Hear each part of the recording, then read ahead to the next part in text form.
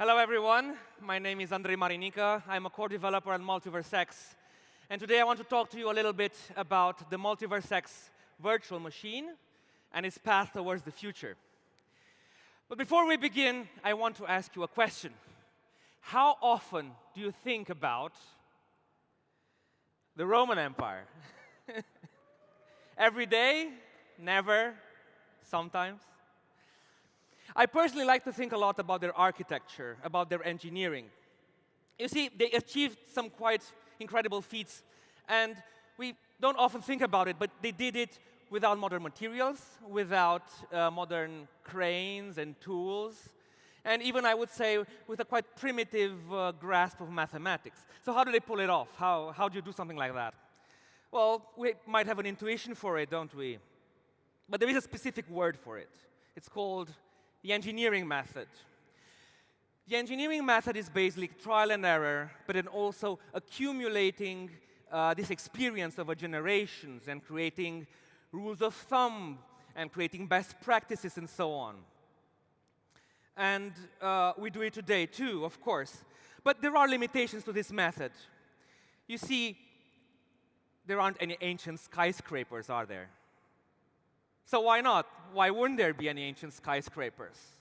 Well, let's see, how do we tackle problems that are this complicated in the present day?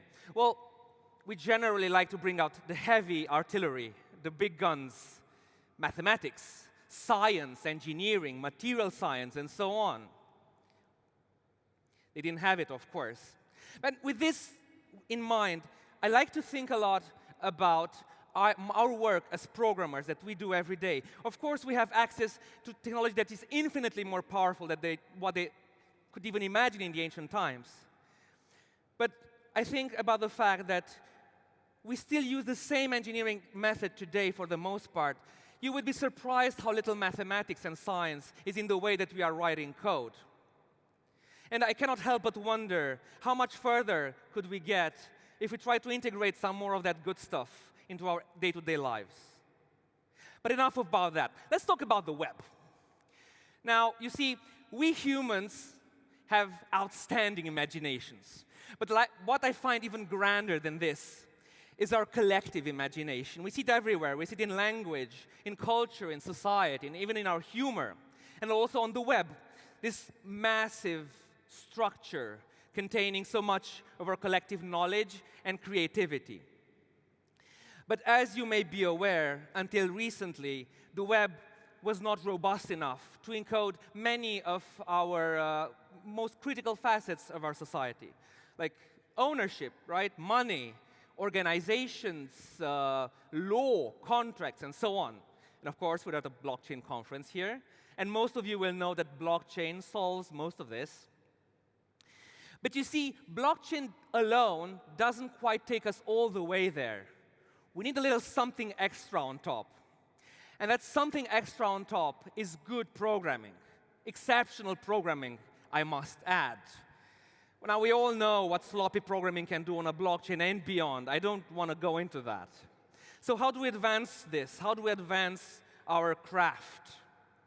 Well, there's a few ways, but they all revolve around what every great technological leap has revolved around.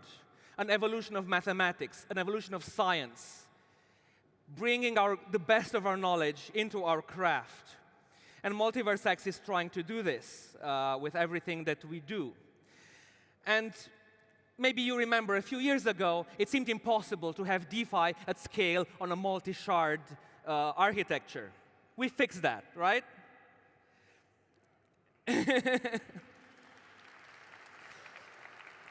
And maybe, I'm just thinking maybe, the way we fix that, blockchain can be a catalyst to also improve our programming practices. This is because blockchains need very specific coding. They need very specific specifications, descriptions, execution.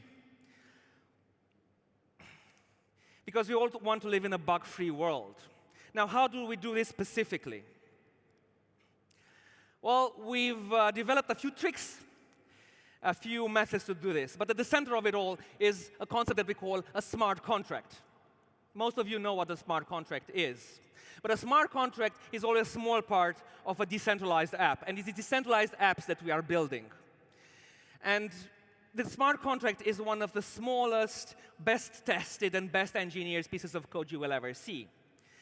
But of course, a decentralized app also needs like web infrastructure and caching, APIs, front end, and so on. So how could we bring those great practices all the way up onto the entirety of the web? Well, there's this programmer's trick we call meta-programming, which is just a vehicle for transporting code across technological boundaries.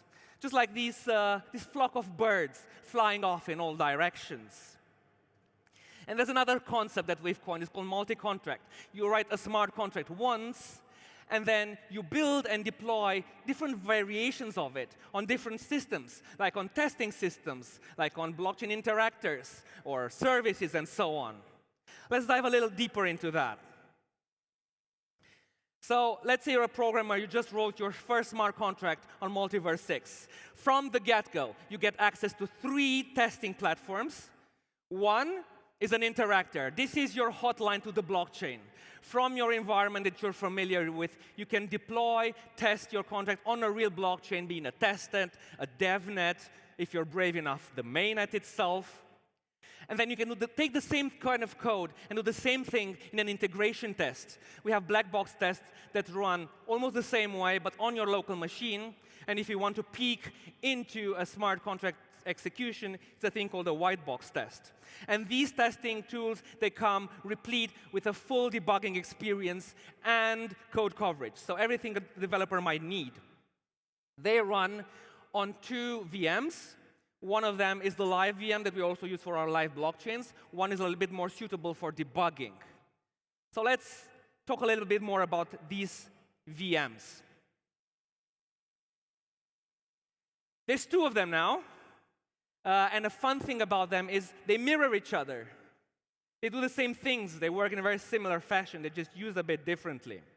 And what do? They do a very important thing. There's a thing I like to say. With the right mortar, every line of code is a brick of trust. Now, what is that mortar? Well, the VM is the one that is orchestrating all these interactions between smart contracts and the rest of the web. So this is what we are looking for. Now, the basis of our solutions for our cross-shard architectures is called an asynchronous call. It's a quite technical thing, don't worry about it. But what I want to tell you is that we're just releasing now the second version of these asynchronous calls. Now you can, in a single transaction, you can send actually several asynchronous calls.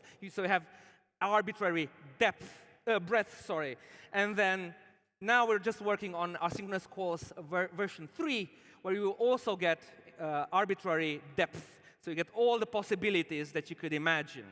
And 2 other cool new features that we have managed maps.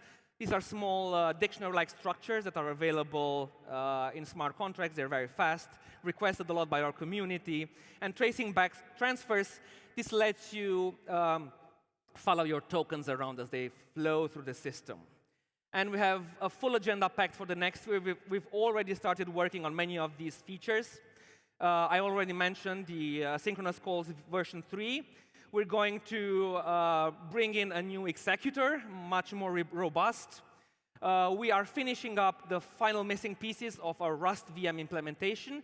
And we are also working with our partners on a new implementation of our VM in K framework, which also doubles as a formal specification of our entire system. So very powerful stuff. We also are bringing in a new generation of storage mappers, which are safer and faster. And we're also trying to create a fully unified testing platform that can take developers with the same code across our whole array of products. So having said that, I want to ask you a question. How often do you think people 2,000 years from now will think about us and how we are working today and what we are creating today? Will they be as impressed with us and our creations as we are with whatever survived from the ancient times? And by the way, how much of what we're creating today will survive 2,000 years from now? Well, at the very least, I believe the web and blockchain technology, they are here to endure. And I think in hindsight, the birth of these technologies will seem historical. And I really want us to rise up to this moment and to live up to this legacy that we are creating. You see, to do this, we need to create blockchains that are very precise, that are very well engineered down to the smallest component, which have all the interactions formally defined. Only this can we achieve the safety and the trust that we need. And a lot is at stake. It's not only about our collective imagination anymore. It's also about our growing interaction with AI systems. And we are also just now starting to lay the foundations of our future virtual cities and virtual worlds. And we must construct wisely. And of course, there's one more thing.